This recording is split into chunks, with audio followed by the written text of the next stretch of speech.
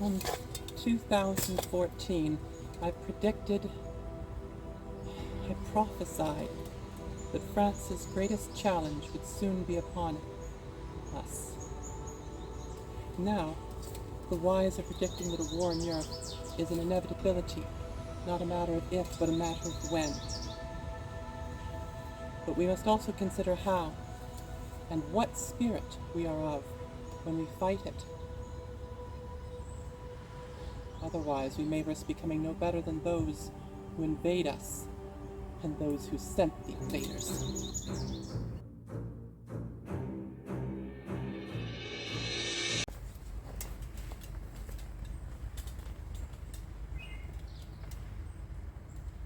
Greetings. I am Maiden Paladin, and today we will be discussing Catholic principles for a just war. Now I know that attention spans are not what they once were, so I'd like to remind you all to please like, share, and or subscribe. This gown was gifted to me by Old Sarge, just like the one talking about the French king. And he is a man for whom I have great respect because of what happened to me when I was 16. I always have had considerable respect for military personnel who volunteer. And Old Sarge volunteered for Vietnam. Fitting then that I wear one of his gowns, because that was the first of the great, seemingly endless quagmires that have become the de rigueur for the modern war. The Catholics had a different idea. Faced with the peaceful nature of Christianity and Christ's teachings, we could not forget the necessities of defending ourselves, which even Jesus acknowledged, that those who in times to come have 2 cloaks should sell one and buy a sword, and that those who think that he has come to bring peace to the earth are wrong, for he has also come to bring a sword. There are many who could not accept his message, and they harry us who do.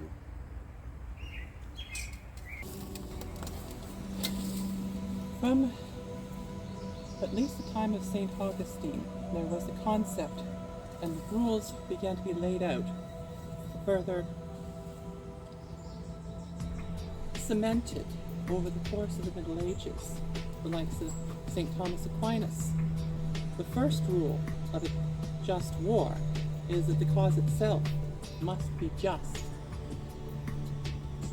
I know from my Hollywood contact in 2015, before the Islamic invasion even began, the refugee crisis, that those in power, and she was vague and specific at the same time, but I shall not spill of the details, but rather the result and the intent.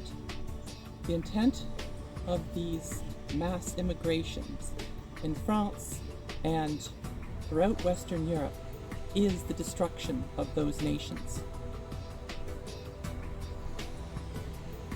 Even when the immigrants are 3rd, 4th generation French, they have been taught to hate the eldest daughter of the church. They've been taught to form alter cultures in that very realm. I use France as an example, not simply through personal preference, but also because it is destined to start the counter-offensive. It is destined to save Christendom. But it is likely going to be the prime battleground of the Third World War, just as it was for the first 2. So, we have an invading force that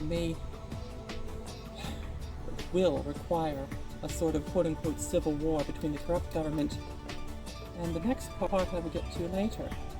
In the meantime, the fact is that these invaders rape our women, sexually enslave our children, and burn our churches to the ground, En nom de Dieu, notre cause est juste.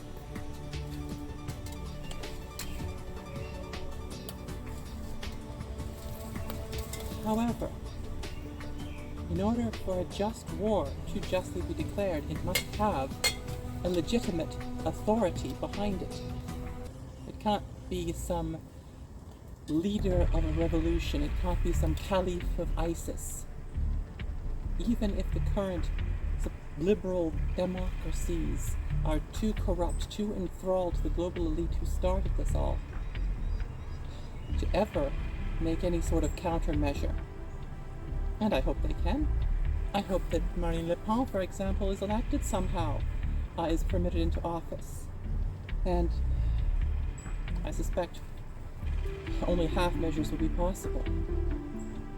But miracles do happen, and perhaps our sins are not so great that violence will be necessary. Still, it does seem that these liberal democracies are too enthralled of the global elite to ever treat us fairly. We would need another legitimate authority, such as the Dauphin of France. The third requirement of a just war is a right intention. It is for peace, not gain, justice, not revenge. We must remember what spirit we are of, and that our war is to restore peace and save Christendom. It is only fair that Catholics, that Christians, have a place where they are safe to worship, safe to live, if these other nations do as well. And they seem to have people to spare. The fourth principle of the just war is proportionality.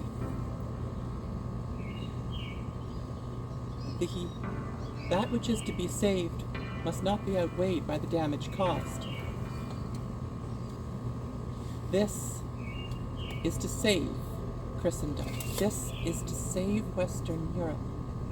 The true natives of Europe. And I don't need to tell you what color they are.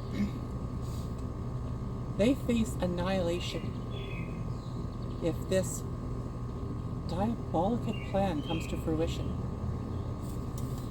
A war will save lives and souls. When Catholicism is restored to these realms.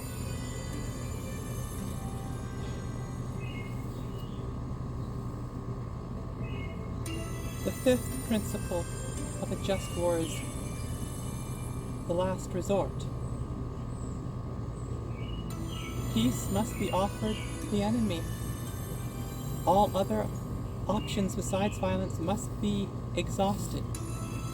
I have always adhered to this, even unto folly, to speak little of ridicule. Can we really vote our way out of this? Pray that we can. Mais il me semble, as my birth saint Cassius Longinus could attest, il n'aura pas une paix si elle n'est pas au bout d'une lance.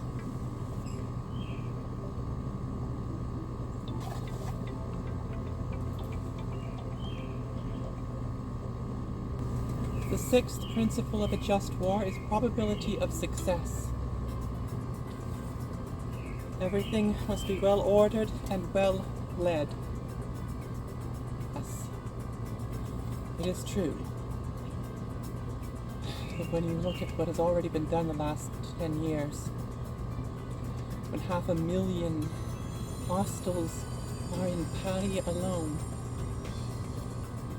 the probability of success shrinks by the day. Mais Sainte Thérèse me dit, préparons-nous pour la bataille, calculez les troncs des catholiques. Et en nom de Dieu, les soldats bataillent et Dieu lui donnait la victoire.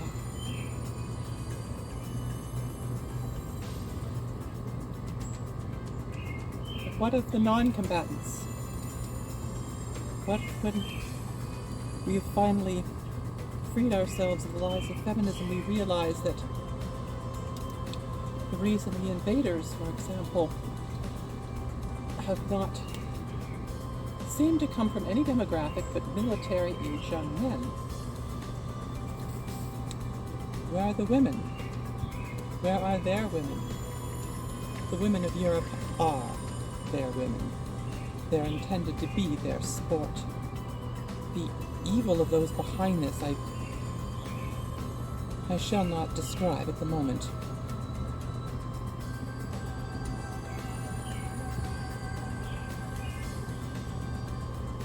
The non-combatants must be protected.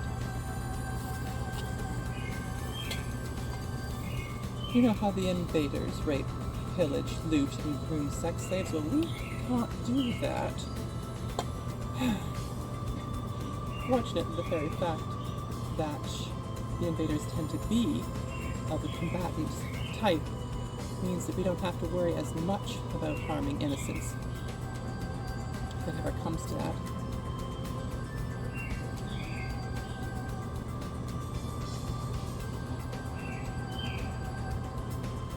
The men of Christendom must remember that they are men. And their women must be defended. Their children must be defended.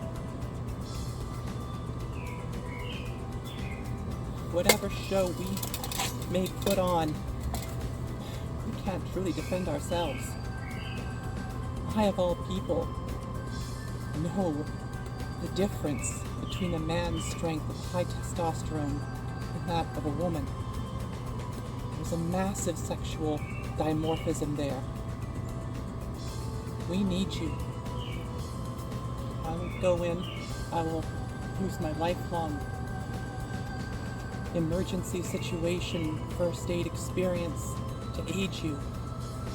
I will die to do God's will. But we need real men.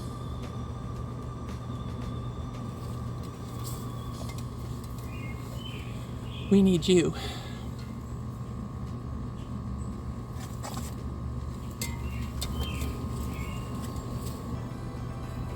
I should add, the question, of course, is that since no war seems to end nowadays, could such a vast-scale one ever do so?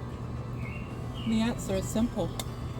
The reason why these wars are endless is because it benefits the liberal global elite, the conservative, the neo-con global elite, to continue these wars, to profit from them.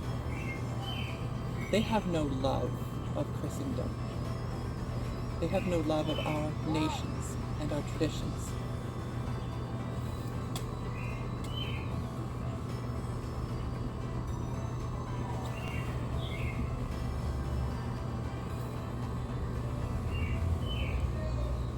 However, if you have someone like the Dauphin, such as the Dauphin of France, perhaps the monarchy then should be restored.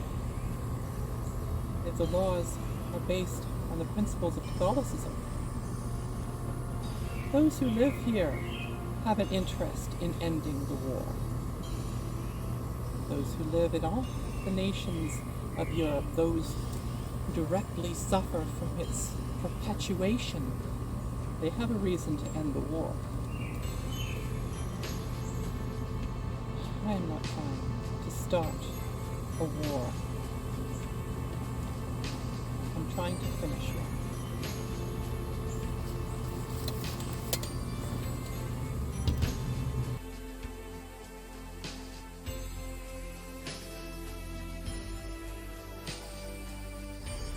Now, the wise are predicting that a war in Western Europe, even a civil war, is not only a matter of if, but a matter of when. put my dress there.